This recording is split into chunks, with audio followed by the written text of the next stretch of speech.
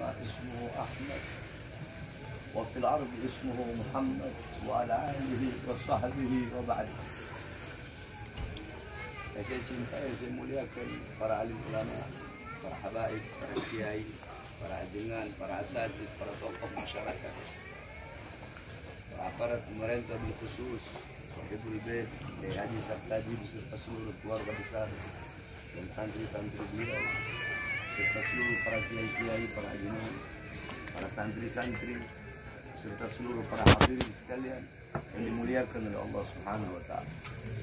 Alhamdulillah, segala puji dan syukur kehadirat Allah yang dimana pada malam hari yang mulia ini Allah Subhanahu wa taala memilih kita sebagai hamba-hamba yang lidahnya basah dengan bersolawat kepada Rasulullah SAW, sebagai lidah-lidah yang basah berzikir kepada Allah, lidah-lidah yang basah bertahlil, bertahmid, bertasbih, bertakbir, bertamjid kepada Allah Subhanahu wa taala. Segala puji dan syukur kehadirat Allah yang telah menanamkan dalam hati kita mahabbah, kecintaan kepada Rasulullah, sehingga kecintaan itulah yang mendorong langkah kaki kita untuk duduk di ini majelis, untuk bergembira, untuk memuliakan, untuk mengagungkan hari daripada kelahiran baginda Nabi besar Muhammad sallallahu alaihi wasallam. Saudara-saudara sekalian yang dimuliakan oleh Allah, di dalam kitab Khawashi Syarwani ala Tuhfatul Muhtaj. Kitab Khawashi Syarwani adalah kitab hasyiah daripada Tuhfatul Muhtaj Al-Imam Ibnu Hajar Al-Haytami. Kitab Tuhfatul Muhtaj Al-Imam Ibnu Hajar Al-Haytami adalah syarah daripada kitab Minhaj Al-Imam An-Nawawi. Dalam kitab tersebut dijelaskan, inna afdhalal layali huwa lailatul maulidis syarif, thumma lailatul qadar, thumma lailatul jum'ah.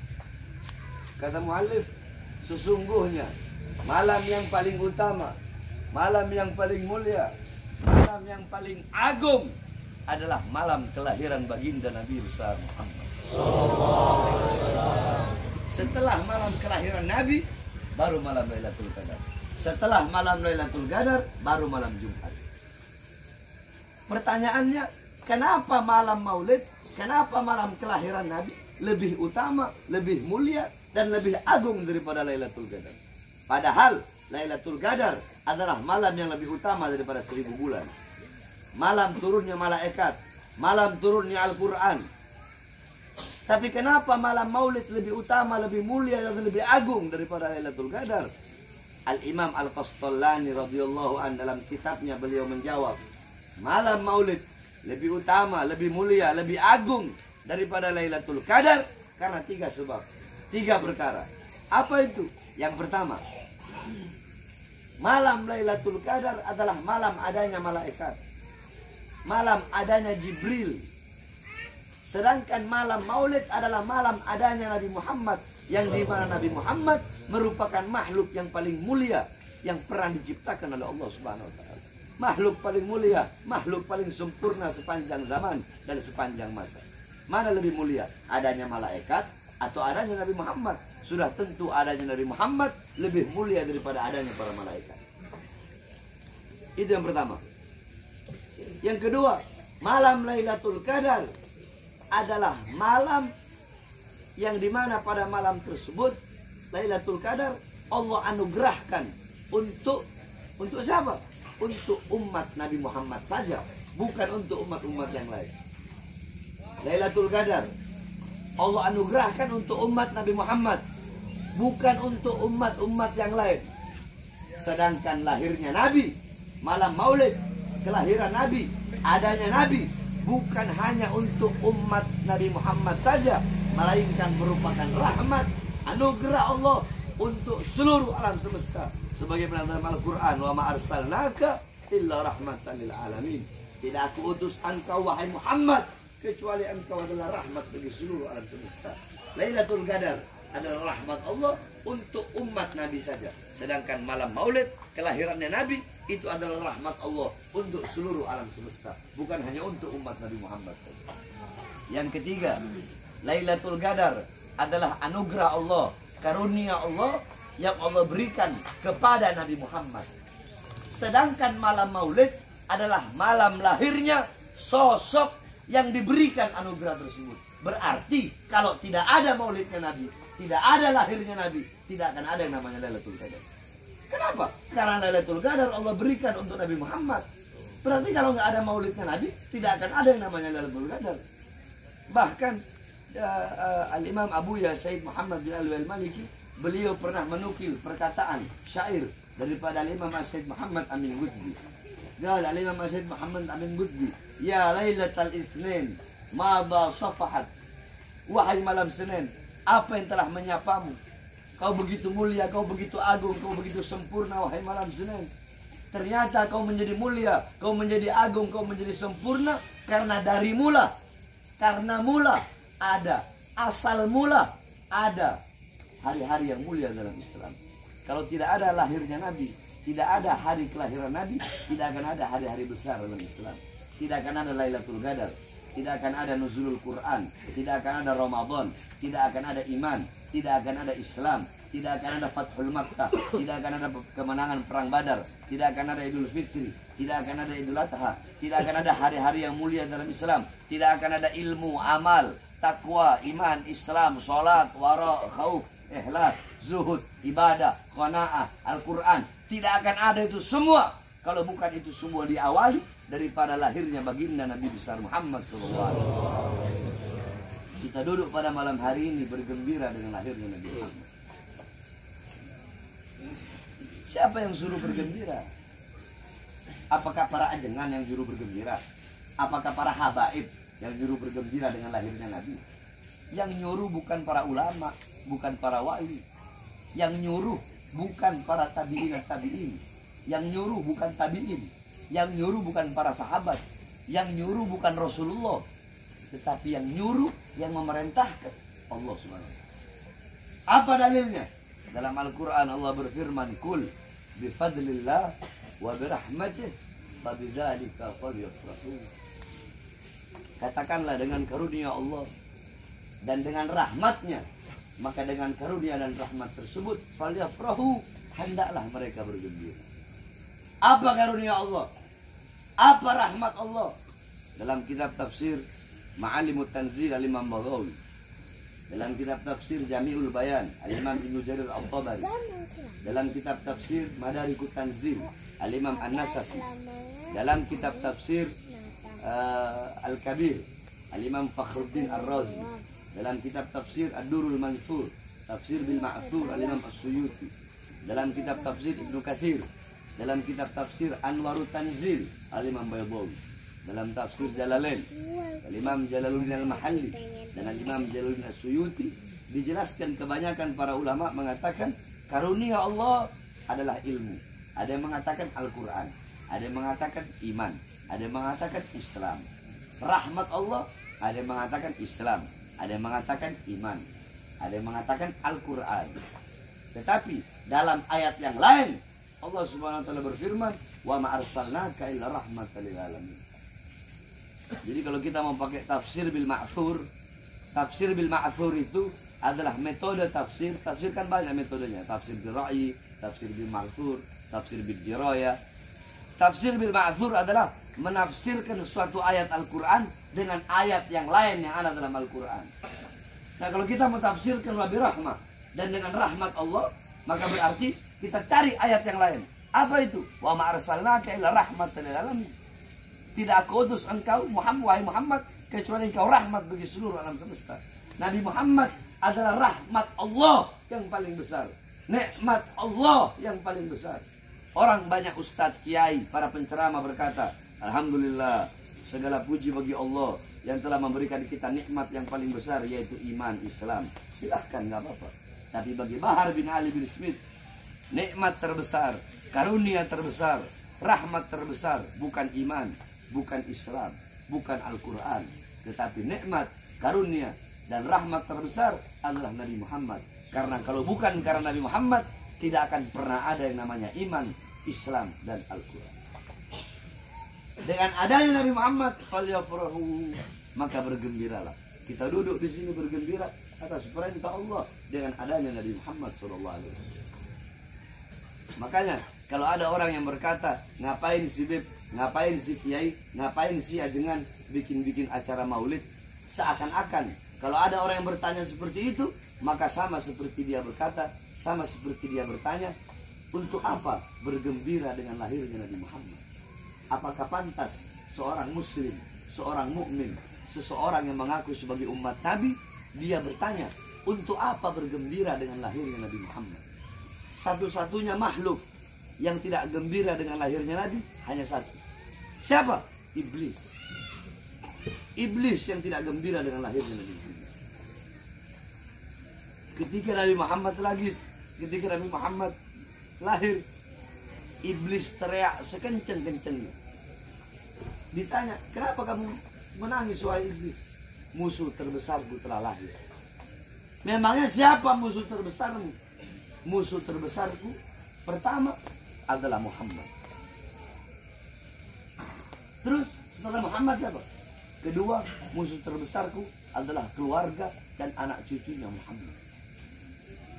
Berarti kalau ada orang yang tidak senang, tidak bergembira dengan maulidnya Nabi, berarti siapa? Yang keras siapa? Siapa? Kalau ada orang yang nggak senang sama habaib, yang benci sama habaib, berarti siapa? Siapa? Siapa? Iblis. Ente duduk di sini bersolawat kepada Nabi. Tadi kita baca solawat kan? Jangan ente orang pikir ente baca solawat, ente memuji Nabi, ente memuliakan Nabi, itu Nabi Muhammad yang bertambah mulia. Ente bersolawat, ente memuji Nabi, memuliakan Nabi, Nabi Muhammad tidak bertambah kemuliaannya. Ente tidak bersolawat, tidak memuji, tidak memuliakan, itu juga tidak akan mengurangi kemuliaan Nabi Muhammad. Sebab kemuliaan Nabi, walaupun lautan menjadi tinta, pohon jadi pena, dipakai untuk melukis kemuliaan Nabi, pohon jadi pena, lautan jadi tinta, tidak akan sanggup melukiskan kemuliaan dan kesempurnaan baginda Nabi besar. Ente memuliakan Nabi, bukan Nabi yang bertambah mulia, tapi ente yang menjadi mulia. Ente mengagungkan Nabi, Nabi Muhammad tidak bertambah agung, tapi ente menjadi agung di sisi Allah. Ente memuji Nabi, Nabi Muhammad tidak bertambah terpuji. Ente memuji Nabi, tapi ente yang menjadi terpuji. Ma madahtu Muhammadan bi qasidati, walakin muliha qasidati bi Muhammadin. Aku tidak memuji Nabi dengan syairku. Aku tidak memuliakan Nabi dengan syairku. Tetapi syairku yang menjadi terpuji karena telah memuji Nabi Muhammad. Syairku yang menjadi mulia karena telah memuliakan Nabi Muhammad. Ente duduk di sini memuliakan Nabi, ente menjadi mulia dan dimuliakan oleh yang maha mulia, yaitu Allah Subhanahu wa ta'ala. Jadi jangan pernah berpikir kita duduk bikin maulid, Nabi bertambah mulia. Tidak. Kita duduk memuliakan Nabi, kita yang menjadi mulia dan dimuliakan oleh yang maha mulia, yaitu Allah Subhanahu wa ta'ala. Panjang kalau anda mau jelaskan tentang maulid Nabi Muhammad SAW. Intinya, pulang dari acara maulid, ambil intifad, ambil istifadah, ambil manfaat, ambil keutamaan daripada sirah Nabi Muhammad. Tadi sudah dibacakan maulid Syaraful Anam. Bagaimana sirah Nabi, ilmu Nabi, ajaran Nabi, akhlak Nabi, adabnya Nabi, waraknya Nabi, amar ma'rufnya Nabi, nahi mungkarnya Nabi. Jadi kalau mau ikut, ikuti semua. Jangan hanya ikut akhlak Nabi, adab Nabi, tapi amar ma'ruf nahi mungkarnya Nabi ditinggalin. Sebaliknya, jangan cuma ngambil amar ma'ruf nahi mungkar jihadnya saja, tapi akhlaknya, adabnya, sopan santunnya ditinggalkan. Jangan. Ambil semua. Sebab banyak ulama-ulama sekarang ini. Ulama sekarang, penceramah sekarang, ada dua model. Yang pertama, dia jelaskan Nabi Muhammad akhlaknya luar biasa, rahmatan lil alamin, penuh dengan kasih sayang, adabnya Nabi, akhlaknya Nabi. Udah, cukup. Dia hanya jelaskan itu saja. Dia tidak jelaskan bagaimana amar ma'rufnya Nabi, nahi mungkarnya Nabi, keberaniannya Nabi, bagaimana marahnya Nabi ketika Islam dihina, ketika ada Nabi palsu. Dia tidak jelaskan itu. Sehingga umat tahu, oh Nabi itu cuma berakhlak, Nabi itu beradab, sopan santun. Sebaliknya, ada juga ulama yang kalau ceramah, itu yang dibawa hanya keras-kerasnya saja. Nabi Muhammad berperang, Nabi Muhammad nahi mungkar, Nabi Muhammad bakar masjid Diror. Akhlak Nabi nggak dibawa, adab Nabi nggak dibawa, sopan santunnya Nabi nggak dibawa. Nah ini kan namanya nggak insaf, nggak tawasud, nggak tawazun. Jadi harus tawazun, harus tawasud. Bawa akhlak Nabi, bawa adab Nabi, bawa juga ketegasan Nabi. Paham? Jadi biar umat itu nggak berpikiran Nabi itu lembut aja, atau sebaliknya Nabi itu tegas saja. Jadi yang tegas, jangan menghilangkan kelembutan Nabi Muhammad. Jangan hilangkan akhlak dan adab Nabi Muhammad. Sebaliknya, mau bahas akhlak, mau bahas adab, mau bahas kelembutan, jangan pernah hilangkan ketegasan baginda Nabi besar Muhammad. Pulang dari sini, bawa itu semua. Ilmunya Nabi, akhlaknya Nabi, adabnya Nabi, lembutnya Nabi, tegasnya Nabi, amar ma'rufnya Nabi, nahi mungkarnya Nabi. Khususnya para anak-anak muda. Syubbanul yawm rijalul qad. Ini wasiatan. Syubbanul yawm rijalul qad. Pemuda-pemuda masa kini adalah pemimpin-pemimpin masa depan. Baik buruknya kita punya negara ke depan. Baik buruknya kita punya agama ke depan. Baik buruknya kita punya bangsa, kita punya rakyat ke depan. Tergantung kalian para anak-anak muda. Karena anak-anak muda sekarang bakal menjadi pemimpin di masa depan. Pemimpin negara, pemimpin bangsa, dan pemimpin agama. Maka bagus rusaknya negara, bagus rusaknya bangsa, baik buruknya agama, pemegang-pemegang agama ke depan, tergantung anak-anak mudanya. Kalau anak-anak mudanya baik, taat, patuh, tunduk kepada Allah, anak-anak mudanya mengosongkan hati dari dunia, dari harta, dari pangkat, jabatan, tahta, kekuasaan, dari perkara-perkara yang membuat lalai kepada Allah, dari perkara-perkara yang membuat lupa kepada Allah, besok bangsa kita bakal baik, negara kita bakal baik, bakal dipegang oleh orang-orang yang baik, bakal dipegang oleh penguasa-penguasa yang baik, ulamanya, agamanya bakal dipegang oleh ulama-ulama yang lurus, bakal dipegang oleh ulama-ulama yang baik. Tapi kalau anak-anak muda zaman sekarang rusak, anak-anak mudanya narkoba, anak-anak mudanya mabok-mabokan, anak-anak mudanya nongkrong, anak-anak mudanya melacur, anak-anak mudanya berzina, besok bangsa kita bakal rusak, besok negara kita bakal hancur, dipegang oleh orang-orang yang rusak, dan agama bakal dipegang oleh ulama-ulama yang su. Oleh karenanya,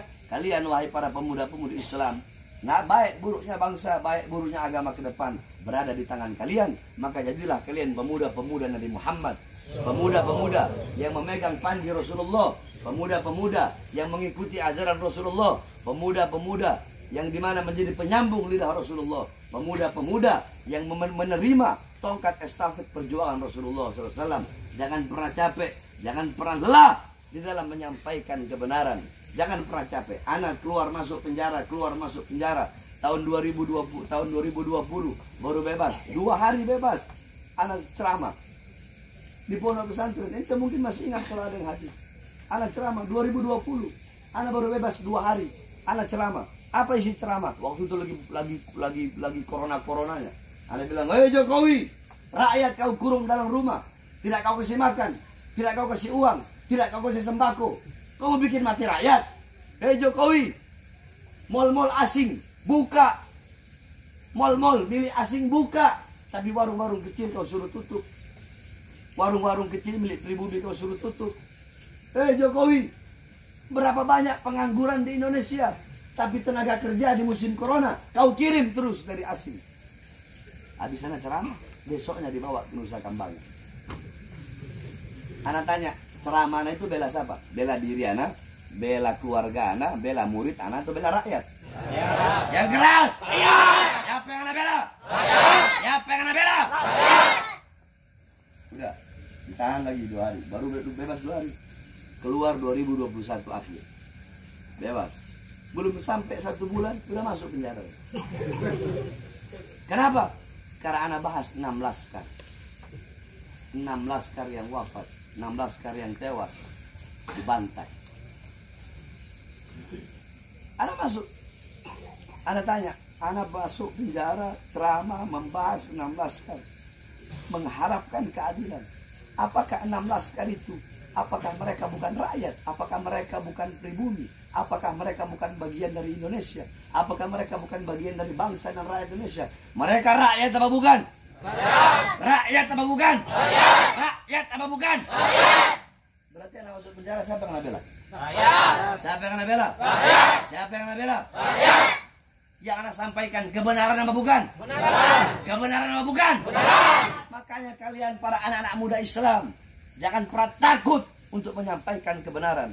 Laumata laim, walaupun seluruh dunia, walaupun seluruh alam semesta harus mencaci makimu, membencimu, jangan pernah engkau capek dan lelah untuk menyampaikan kebenaran. Jangan pernah engkau takut di dalam menyampaikannya hak itu hak dan yang batil itu batil. Sampaikan kepada mereka, para pengkhianat-pengkhianat bangsa, para koruptor-koruptor, para pejabat-pejabat yang suka membuat kebijakan-kebijakan yang menyengsarakan rakyat, kebijakan-kebijakan yang membuat rakyat susah. Sekarang BBM naik, anak tanya, itu kebijakan pejabat, kebijakan pemerintah. Kalian merasakan susah atau tidak? Susah. Jawab yang keras. Susah. Jawab yang jujur. Susah. Susah apa tidak? Susah. Oleh karenanya anak-anak muda Islam, para pemuda-pemudi kalian semua harus bangkit. Sampaikan kebenaran.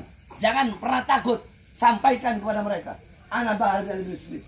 Sampai sekarang anak nggak pernah. Tidak ada kata kapok. Tidak ada kata capek. Tetap anak sampaikan kebenaran. Tetap anak akan lawan kezaliman, kemungkaran dan ketidakadilan.